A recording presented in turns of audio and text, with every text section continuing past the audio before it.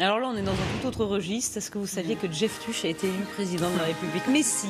Eh oui, pour l'occasion. Et ça Pascal, sort aujourd'hui. ça sort Comment et pourquoi? aujourd'hui. Il va falloir aller le voir au cinéma. Les Tuch Exactement. 3. Pascal, Marseillaise, main sur le cœur. Et bien sûr, Pins, Jeff Tuch 2018. Je vous emmène à l'Élysée dans ce troisième volet de la saga des Tuch. La famille a quitté le Nord. Alors, on était, souvenez-vous, à Monaco pour le premier épisode. Ils avaient gagné au loto. Après, c'était la grande vie aux États-Unis. Entre-temps, ils sont rentrés chez eux à Bouzolles dans le Nord. Jeff était simplement maire. Et il est devenu fou quand il s'est rendu compte que le TGV passera par sa commune sans s'arrêter. Il a donc essayé de joindre l'Élysée en vain. Et il s'est lancé donc dans une campagne. Et miracle, il a été élu président. Extrait.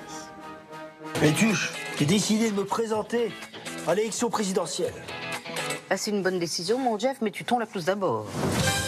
Mon t'es Jeff Tuch. Et pourquoi? Parce que c'est mon nom.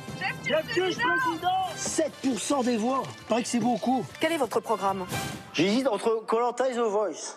On aura vraiment tout vu, Bichon. Hein. Jeff Tuch, le candidat que personne n'attendait, est élu. Avec 57% des voix. En tout cas, moi, je peux vous dire, j'ai voté pour vous. Et voilà les cuisines de l'Élysée. Ah, la cuisine de bâtard. Prévois la sauce samouraï.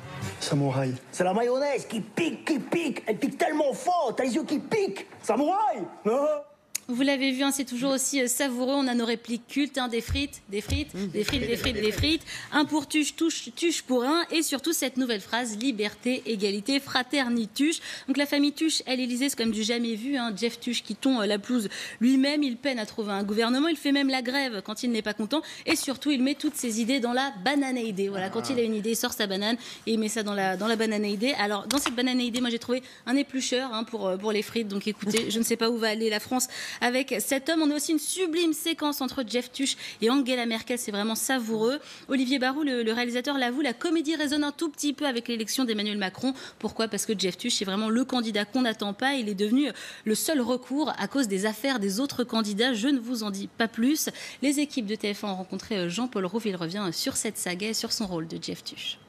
C'est une belle histoire, c'est une belle aventure, les Tuch, avec un premier film qui marche bien, mais bon, c'est pas non plus carton absolu. Et puis le film ça commence à devenir un peu culte, les gens en parlent. Il passe sur TF1, il fait un carton absolu. On décide de faire le 2 et là c'est parti. C'est un personnage que j'affectionne, qui est né un peu avec les Robins des Bois. Quand je fais des sketchs avec les Robins, j'ai un personnage qui parlait un peu comme ça, parce que moi je suis originaire du Nord. Et voilà, Jeff Tuch, j'ai l'impression que je le connais en fait. J'en ai vu des gens comme ça quand j'étais petit. Ouais.